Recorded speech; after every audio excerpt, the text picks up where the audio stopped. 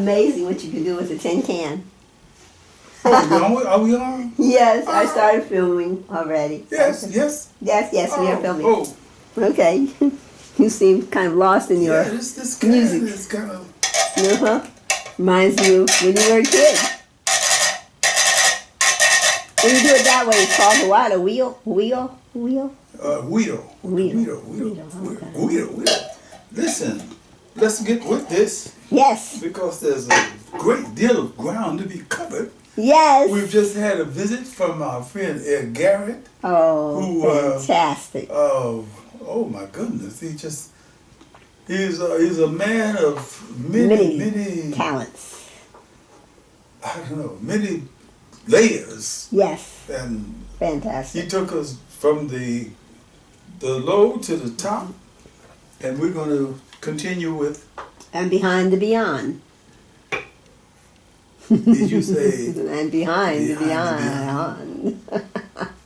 That's the title of a book that I'm writing right now. I know. Called Behind the Beyond. Behind the Beyond. All right. But we won't get to that right now. Not yet.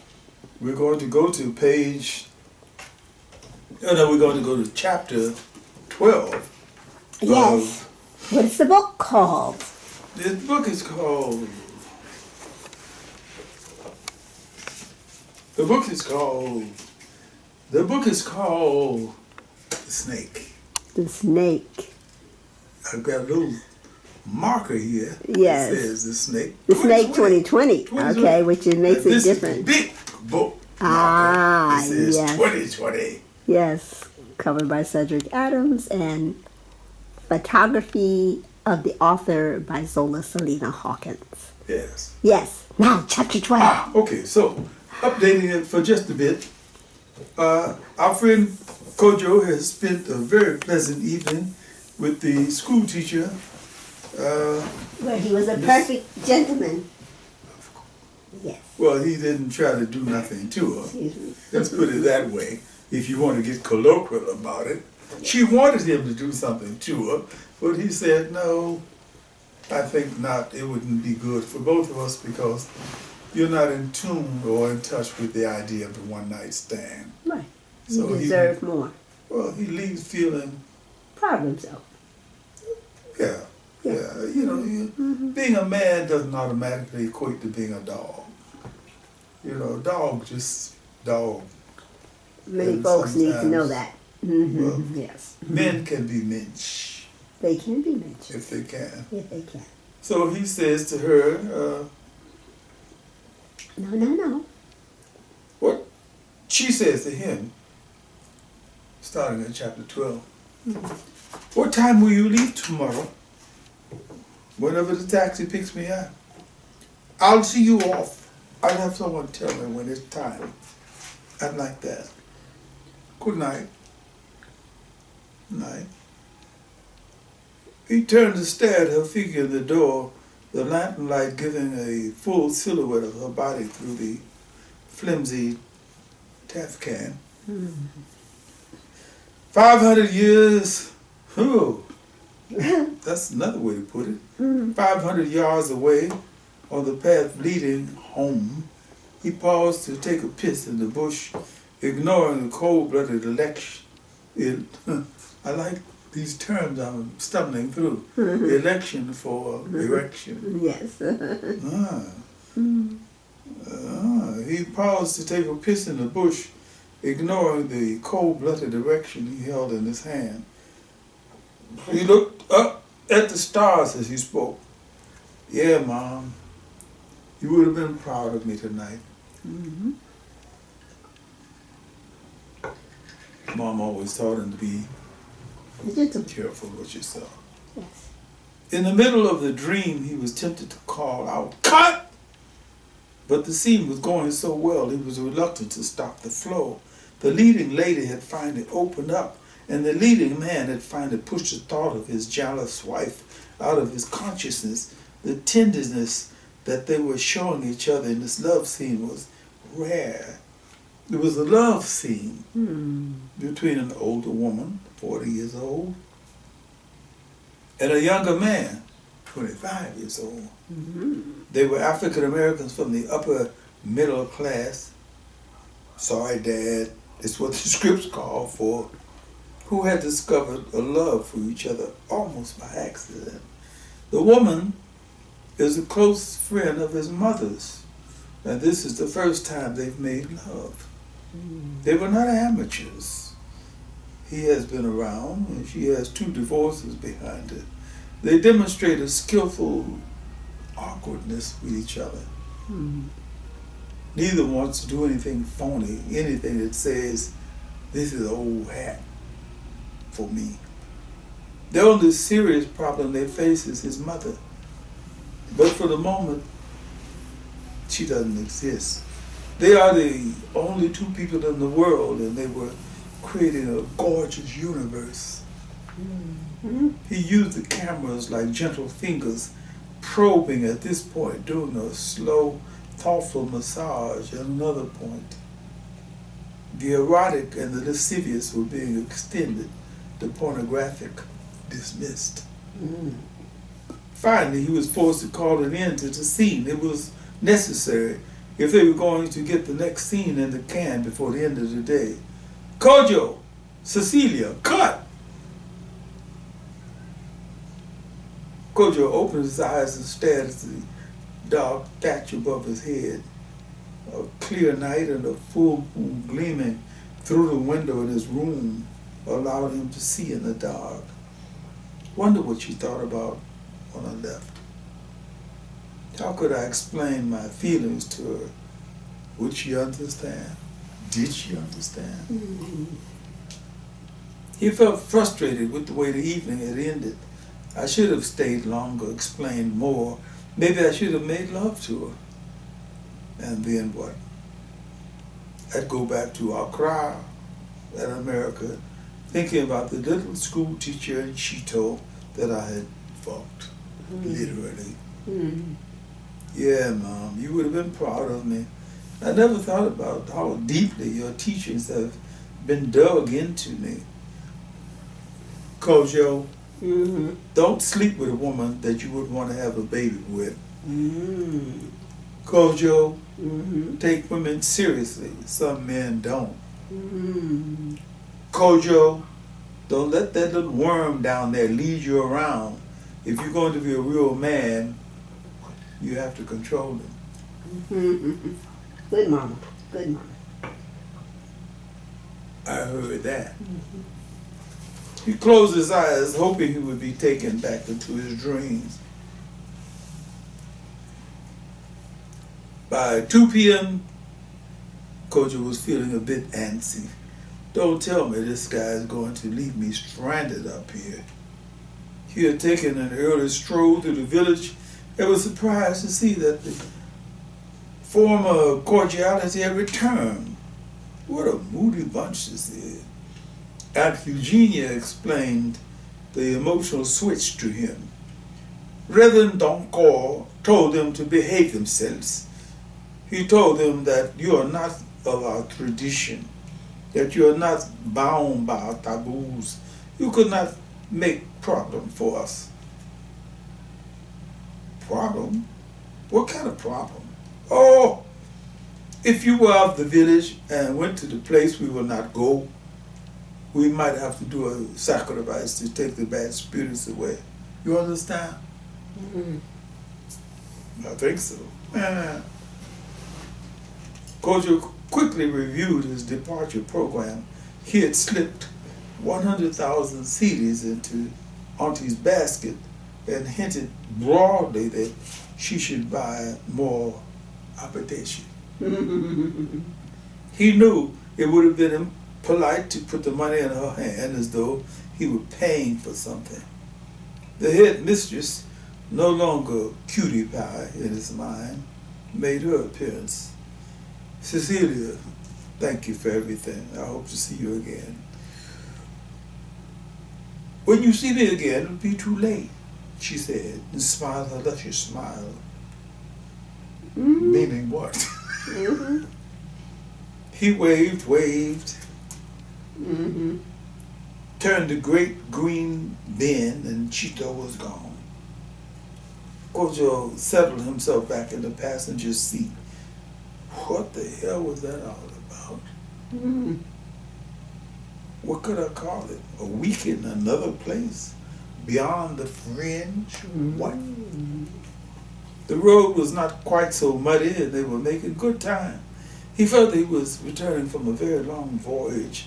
It was more than a village visit.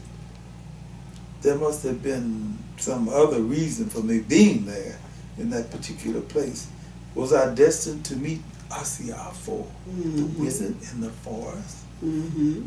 Am I actually going to do what he asked me to do?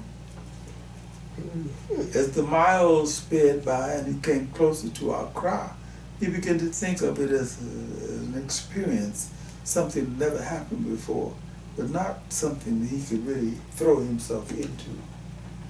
And here, I'm going to take a moment to show what it looks like as he was in his taxi coming back into Accra.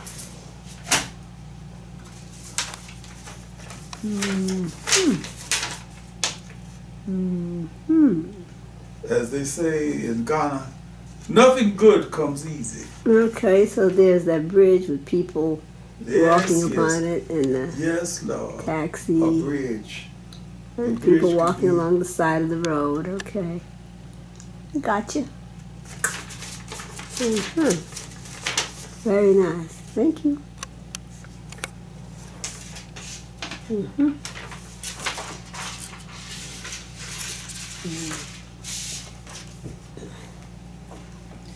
And yet there was a nagging edge of feeling that kept whispering, do what you've been told to do and everything will be beautiful. Accra slowly opened up in front of him like a dirty rose. How can such beautiful people live in such an ugly city? Joshua, take me to the Ghana Garden Hotel. Nothing new, same old slow-moving fans, marauding mosquitoes, the desk clerk. Thank you. Do I have any messages? No, sir, no message. 8 p.m. Monday night. The movies, what the hell? I get back with Grace tomorrow. Ghana Films, hurry. I'm trying to make the 8:30 show. 8:15. Driver, you ever think about driving, racing for a living? Beg pardon?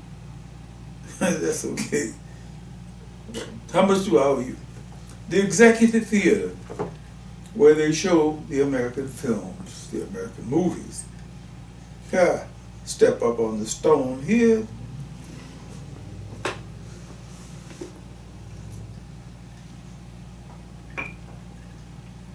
Buy your ticket at the kiosk. Stumble through the rock-strewn parking lot and wait in front of the doors for the 6:30 p.m. people to come out. Why is shit so rough here? Why couldn't they provide a few amenities like a comfortable lobby for people to sit in while they wait? Oh well. What's the movie? He hadn't bothered to check out the marquee. Well, whatever, who knows. He tried to make some judgment of the movie based on the expressions of the people who trickled out of the theater after the first showing. They didn't offer a clue of what they had seen. It wasn't an American movie audience erupting from the theater, spitting and fuming. No, this was a 98% Ghanaian audience. Everybody cold-blooded about the experience they'd shared. The screen might have bled during the time they were inside. The sound might have been muffled for half the movie. The print itself might have been flawed by wavy lines, but no one would have betrayed any of those deficiencies on their way out. It was clearly a case of you pays your money and sees what happens. Kojo rushed for a good seat in the center of the amphitheater.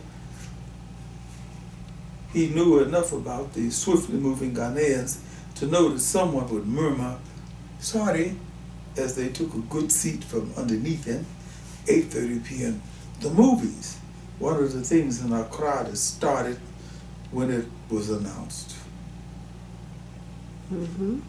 Paris Blues.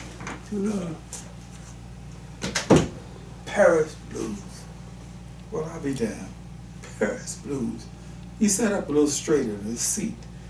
Paris Blues, that flawed piece of crap that Hollywood had put together, one of thousands, trying to sucker black America into believing that they were going to see racial equality at work because Sidney Poitier, Paul Newman, Diane Carroll, and Joanne Woodard were going to appear on the same screen together with the Arc de Triomphe in the background.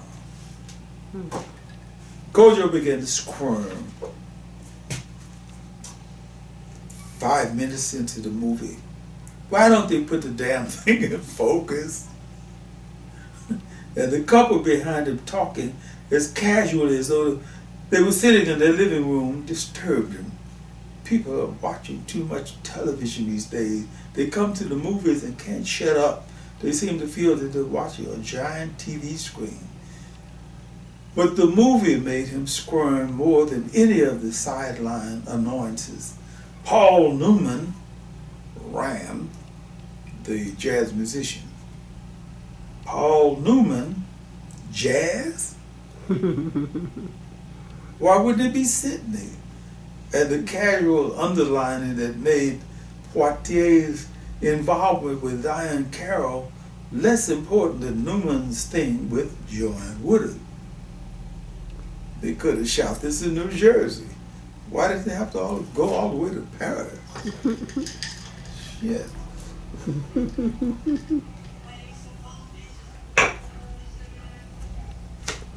He squirmed watching Poitier belt out his unique brand of fire. It was always a pyrotechnical display that inevitably would wind up in a neutered state. Guess who's coming to dinner? The Defiant Ones, Patch of Blue, Fireball Express, The Vikings, Raisin in the Sun, Island in the Sun, Lilies of the Field. The brother can smolder, he can simmer, he can boil, he can do a Vesuvius, but it never amounts to anything. He always winds up being just another angry black man who has figured out a way to cope with his anger. Kojo studied the credits, looking for familiar names, stood and stretched at the end. Oh, well, it could have been worse. 9:55, Afrikiko, Monday night. Why not? He crunched up the gravel path, his mind wandering from recent events in the village to past movies. Who knows? Maybe the whole thing is a movie. Maybe some great celestial force is out there using us as entertainment. I'm sure we must be a good laugh for somebody. A Monday night crowd. 4 extravagantly dressed women at one table smoking cigarettes like chimneys, sipping mugs of draught beer. The usual white man, African woman coupled at a few tables. Strays going in and out. Good evening, Jim. Jim? Looked like you got the wrong John, honey. Oh, yes, Jim. I told him my name was Jim. Patience, the schoolgirl prostitute. Well, hello, how is it? Fine, may I join you? May I sit with you? Please be my guest. What would you like to drink? I will take a mineral. Yes, sir? A mineral, then I'll get a stout. They sat opposite each other looking blank for a few beats. What do you ask a whore? Oh, tricks? Give any good head lately? You have come back. He couldn't put a finger on the tone she used. Was she asking a question or making a statement? Was she saying, you come back to me? Yeah, I got out of the movies, thought I'd stop here and have a beer. Oh, I see. Pretty girl, lovely shape, seemed to be semi-smart, could be Comfort's sister. You have a sister named Comfort? No, my sister's called Rose, and my brother is Ebenezer. Oh, of course. I see. Mm-hmm.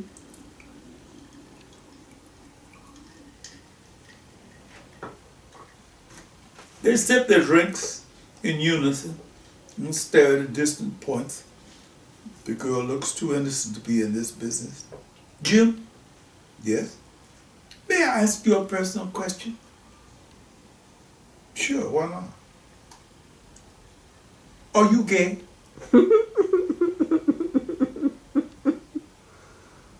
Kojo felt himself bristling up for a beat. What the hell would make her ask me something like that? No, baby, I can assure you that I'm not gay. Why do you ask? She parted her firm young bosom up slightly as she spoke. I thought you liked me a little. Ah, so it's come to that, huh? Patience. I like you a lot. I think you're a fine sister, but I've never been able to go to the supermarket for my loving. You know what I mean? She looked puzzled for a few seconds and then stood, clutching her half-empty bottle of Sprite. Yes, I understand. I must go. Kojo watched her do a delicate hip swizzle to 3 tables away. So sorry, baby. I just can't get into the play for pay thing. You are really a sweet-looking thing, but I can't run the risk of taking some kind of venereal rabies back home with me. He sipped his Guinness, feeling alternately sad and amused at the scene. Europeans buying African women, and the African men, the waiters, are the connecting links. There ought to be a movie in here somewhere. The hyena laugh sound came from a rear area.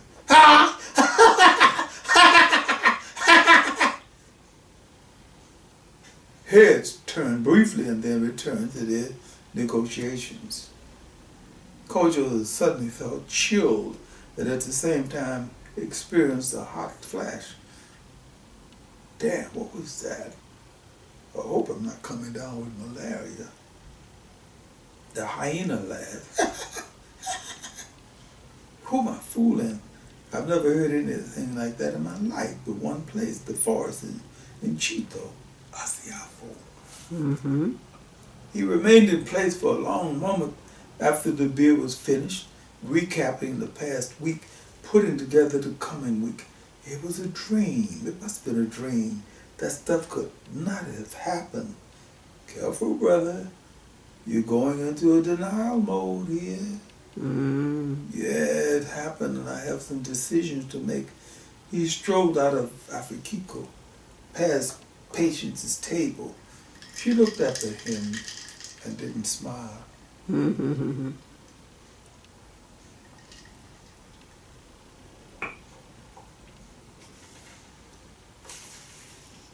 Grace, I'm back.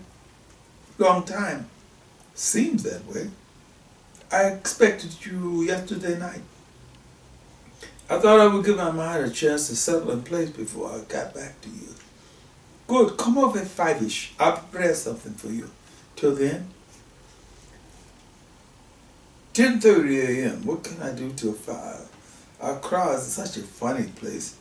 Seems like there's really nothing to do but go from one beer to another, or wander from one market to another. He didn't feel in tune with his normal touristy thing, which was to go from place to place buying cheap, badly carved mementos of airport art or splashes of the yellow, red, and blue that everybody seemed to think that kente cloth was. He decided to do all of his thinking in one place. Watto's, just around the corner from the post office. The post office. The post office. The second floor open air veranda that sold mugs of draft beer, a great spot to look down on the business of the roundabout. Watto's. The time was right. The afternoon crowd didn't come in yet. One draught beer, please. The roundabout below the balcony was Ghana in every detail. The naked woman, caught in white, off on business that had to do with the guards. The swarms of trays with everything on them being sold by people underneath. Small stories folded and unfolded. Longer stories took shape and were blown away by the passing traffic. The shapes and energy of the people fascinated him. For a few seconds, everyone seemed to be moving like a school of fish, quickly disrupted by someone swimming cross-stream. There seemed to be no order about the movement of the people. Sometimes a clot or swelling would happen on one corner, dissolve and reassemble on the opposite corner. It may have been an argument between seller and buyer, or something he couldn't know about, looking down on things from the veranda. He isolated a few people for close-ups.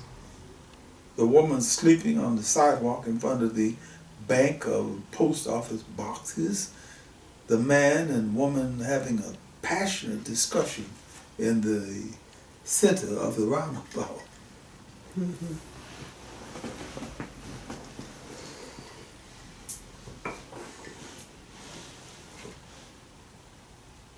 He looked for evidence of romantic things, the kind of stuff to be found in Paris, Chicago's lakefront, or New York's dangerous Central Park, but it was missing.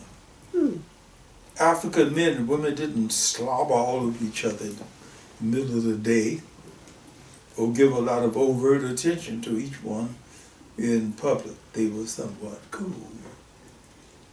Gorgeous women in every kind of color you could think of, tropical birds, counterpointed by women who looked like things that had been flung out to dry. The fright wig among hairdos disturbed him most. How could these beautiful sisters walk around here with their hair standing all over their heads like that? Can't they see how tacky they look? Come on, stop it, Kojo. You're being picayune. Look at what it is. Look at it for what it is. The Europeans came down here, told the sisters to fry and starch their hair. But they didn't tell them how to handle the steam bath they were going to be walking around in. Asiafo. No, how am I going to handle that? Talking about people with their hair standing up all over their heads. Yes, another one, please. Yeah. How am I supposed to handle that? How is a man out there in the middle of nowhere that I've struck a bargain with who is going to make my films possible? He zoomed in on a man who looked like a king. If he's not a king, he should be. There was elegance to the man's step, a measured way of looking at things, glistening cloth draped across his shoulder. Wonder who he is. They flickered in and out of his viewfinder, past his camera lenses. They were tall, lean northerners with scraped out cheeks. I don't care how they try to justify it. That's some ugly shit to wear on your face for the rest of your life. Somebody could have thought of a better way to say, you belong to us. Circumcised women. He could imagine that condition based on their Muslim clothes arrangement.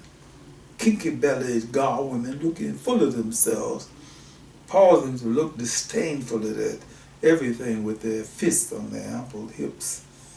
Slim girls carrying loads on their heads that defy descriptions. Jet black, charcoal-colored people looking like the sun had burned them to a crisp. Ethiopia, land of the burned faces. Wonder who checked Ghana out where they were concocting that description of Africans. A dull, rainy season, sun burnished, highlighted the rainbow phalanx, stirred his ideas of technicolor around. There's got to be an Africolor for this. The technicolor doesn't close to dealing with it. Wonder what Akuzwa, alias Cynthia, is going to say when I ask her to marry me. Am I going to ask her to marry me? If you want the money to do your films, you better marry her or somebody. Less than 3 months. He looked around at the clusters of people who had suddenly occupied spaces near him.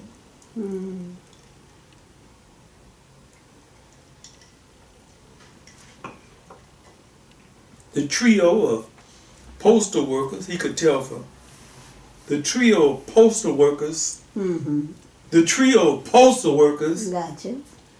he could tell from their green and red trim uniforms, giggling at a secret joke. 2 men in khaki with berets talking solemnly, soldier talk. A single man here, a single woman there. He took it all in, mentally stockpiling scenarios. I wonder what the Ghanaian filmmaker sees when he or she sits here of an afternoon. The movie Coming to America blazed up in his head. God, what an absurd piece of shit. What an absurd piece of shit. And I think Eddie Murphy actually had something to do with it. Imagine an African prince going to America to work in a hamburger joint of all things to find himself a bride. How absurd can you get with all these beautiful women walking around? I'll have another one, please. There seemed to be pink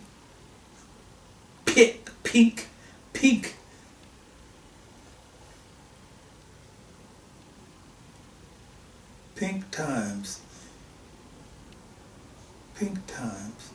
when the people in the roundabout were clustered in a confused mass, and then it was sorted out. Sort of a peak time. Peak. Time. I keep saying peak, and I want to say peak. Say it again. Peak time. Say it again.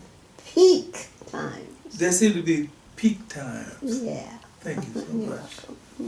You're so helpful. I'm enjoying the story. Go on. When the people in the roundabout, though I'm playing so many tricks on you, I'm ashamed of myself. It's okay. Go ahead. I'm looking at P-E-A-K, and that's not pink. No. But I knew you know how to say it. Peak time. Times. So you helped me. Yes. Let me repeat that. There seem to be peak times when the people in the roundabout were clustered in a confused mass, and then it was sorted out. The traffic going round mimic the people. For long moments, the cars, trucks, trotros, motorcycles, vehicles of every description, including hand-pulled carts, jammed into place and then released. It was a strangely logical madhouse, almost a silent film.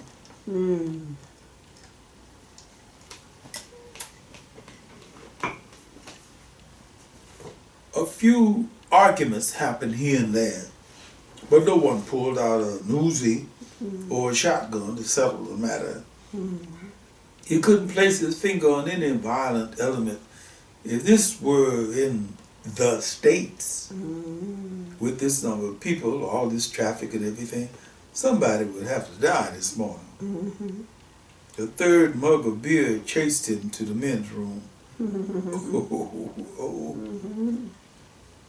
The stench of the urine hit him on the second he opened the door. A moment later, acclimatized to the ammonia atmosphere, he stood there, thinking about the contradictions again. You can go to the swanker's joint in town, and they expect you to wipe your ass with newspapers. I can sit here all morning praising the values of social cooperation, and yet when I come into the toilet, it's filthy and stinking. Back to my post. Analysis finished. Kojo, Africa is a mysterious place. It is even mysterious to us Africans. Wow. Yeah, Grace, you got that right, baby. A sudden, louder than usual noise drew his attention to two cars. One of them had bumped into the one in front of him, a casual fender bender, nothing unusual. The man who had been bumped jumped out of his car, gesticulating wildly. Kojo heard him scream, "I am quite annoyed with you, quite annoyed." Kojo laughed aloud. Well, I'll be damned. I'm quite annoyed with you? That's deep. That's deep. That is deep. He flashed on the number of times he had witnessed similar scenes in his home city, Chicago, and New York, Los Angeles, and places in between. Chicago, two men battling in the middle of the street with tire irons. New York, the taxi driver emerging from his vehicle with a police baton. Casual violence on every level. 5 minutes later, the arguments, the drivers, the situation dissolved, and the normal hum of things had resumed. The African is not violent, not like us, the way we are in the diaspora. I'm sure, given the right catalyst, you could get your ass snatched off here, but people don't seem to be inherently violent. He pondered the notion for a few moments. So many different ways of looking at things. That takes us to chapter 13. I'm stopping there. Okay. So in chapter 13, he'll be seeing Grace. That's what's happening. Yay. That's what's happening. That's nice. I wonder if he'll tell her about Asiafo, or will he keep it a secret? Let's see what happens. I don't know. Oh. I really don't know. First of all, I can't remember what I wrote. I know. You write them and then, like children, you send them off. Send them off. And when they show up again, you're like, oh, you're one of mine? Oh!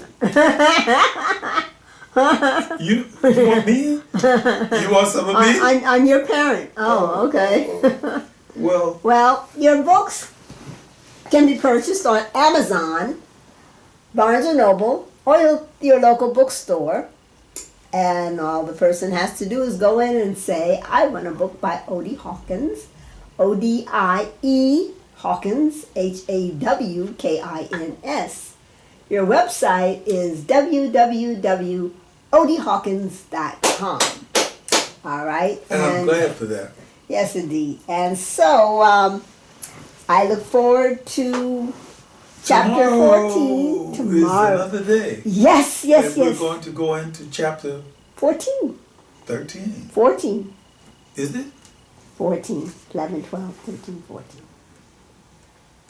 Yes. 13. 13?